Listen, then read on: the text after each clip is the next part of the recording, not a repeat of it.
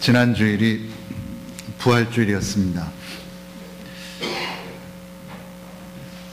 굉장히 오랜 세월이 지난 것 같은 느낌이 드는데, 지난 주일이 부활주일이었고 아직 우리는 부활의 절기를 지내고 있습니다.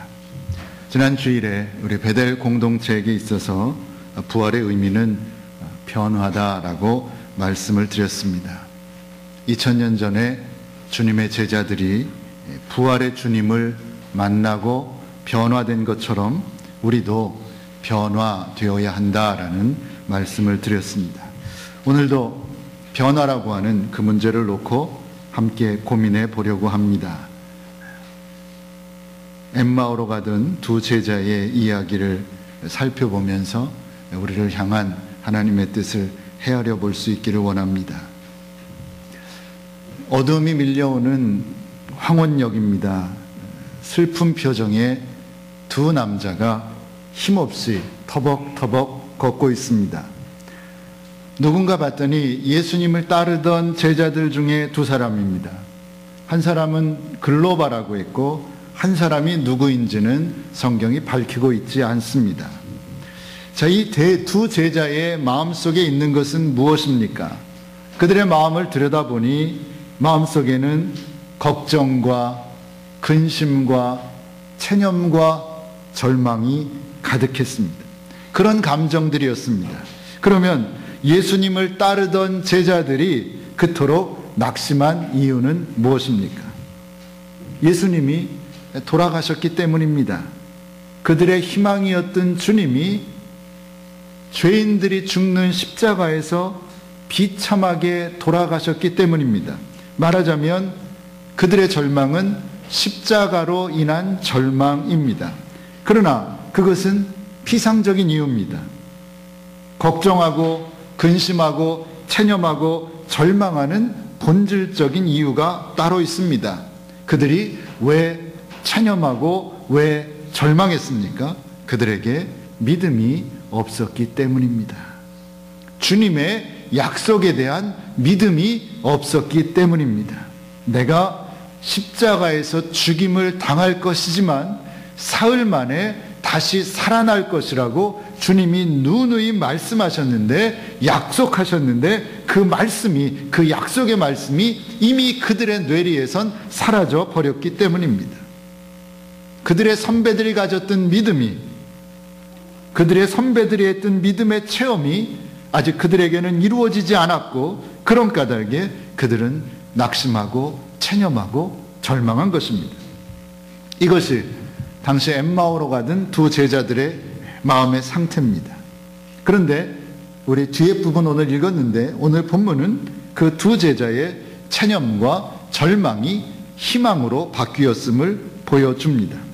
그들의 마음이 변화되었고 그들의 삶이 변화되었음을 보여줍니다.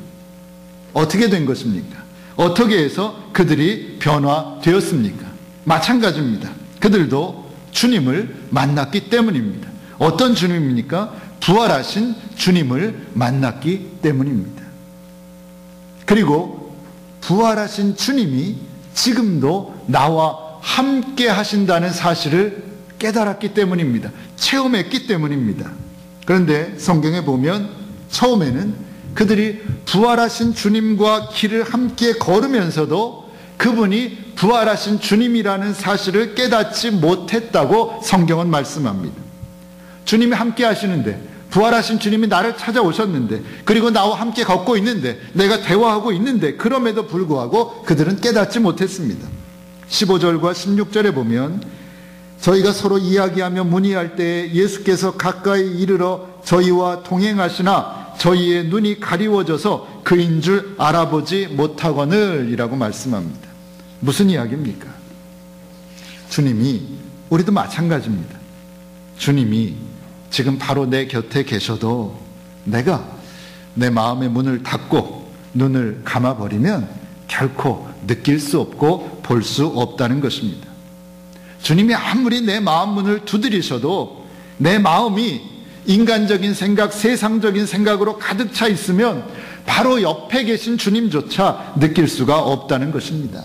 그런 까닭에 주님이 어디 계십니까? 왜 내 인생의 주님은 나와 함께 아니하십니까? 라고 묻기 전에 내 마음이 어디에 있는가를 먼저 물어보고 확인해야 한다라는 겁니다. 내 마음이 세상에 가 있을 때 아무리 주님이 내 마음 문을 두드려도 나는 전혀 느낄 수가 없는 까닭입니다. 이 예화는 제가 여러 번 말씀드린 것 같습니다. 어떤 사람이 시장 한복판에 있는 금은방에 들어가서 보석을 훔치고 나오다가 바로 잡혔습니다. 당연하지 않습니까? 사람들이 엄청나게 많은 시장 한복판에 있는 금은방에서, 그것도 대낮에 보석을 훔쳐갖고 나오는데 경찰까지 갈 것도 없습니다. 주변에 있던 사람들한테 잡혔습니다. 나중에 경찰이 인수인계해 가면서 답답해서 물었습니다. 아니, 자네는 어떻게 이런 데서, 이런 상황에서 보석을 훔칠 생각을 했는가? 이 사람이 하는 말인 겁니다. 그때 제 눈에는 보석밖에는 보이지 않았습니다. 그의 마음속에 보석을 훔쳐야겠다는 것 외에는 다른 아무 생각도 없었던 것입니다. 그러니 보석만 보이는 겁니다. 대낮이고 사람이 많고 이거 훔치면 나는 잡힐 것이고 아무 생각할 수 없었던 것입니다. 다른 것들이 보일 까닭이 없었던 것입니다. 결국은 그 사람의 마음의 생각이 그 사람의 인생을 결정하는 겁니다. 마음의 생각이 그 사람의 인생의 질을 결정하는 것입니다. 그런데 엠마오로 가던 이 두 제자는 믿음을 잃고 이 땅의 것을, 이 세상의 것을 생각하고 있었습니다. 그래서 바로 옆에 계신 주님조차 깨닫지 못했던 것입니다. 그러면 옆에 계신 주님조차 느끼지 못했던 이들이 나중에 어떻게 주님을 느끼고 주님을 깨달을 수 있었습니까? 그것은 주님의 말씀입니다. 주님의 말씀을 통해서 감겼던 믿음의 눈을 뜨고 보니까 비로소 이분이 주님이셨구나, 주님이 나와 함께 하셨구나라고 하는 걸 느낄 수 있었다라는 겁니다.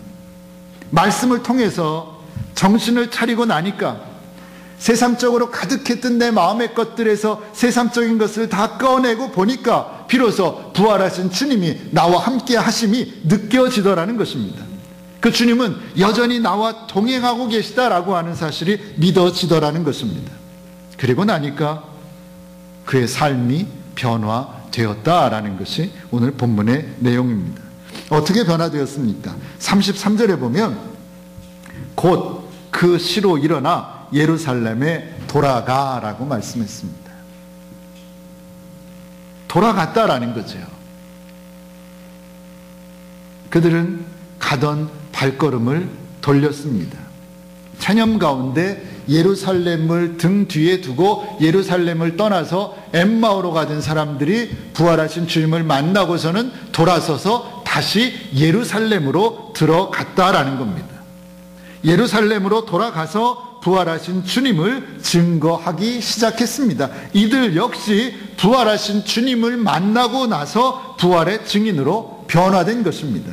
새 사람으로 변화된 것입니다. 이런 변화의 시작이 무엇입니까? 부활하신 주님이 나와 동행하고 계심을 깨달았기 때문입니다. 알았기 때문입니다. 믿었기 때문입니다. 그 사실이 중요합니다.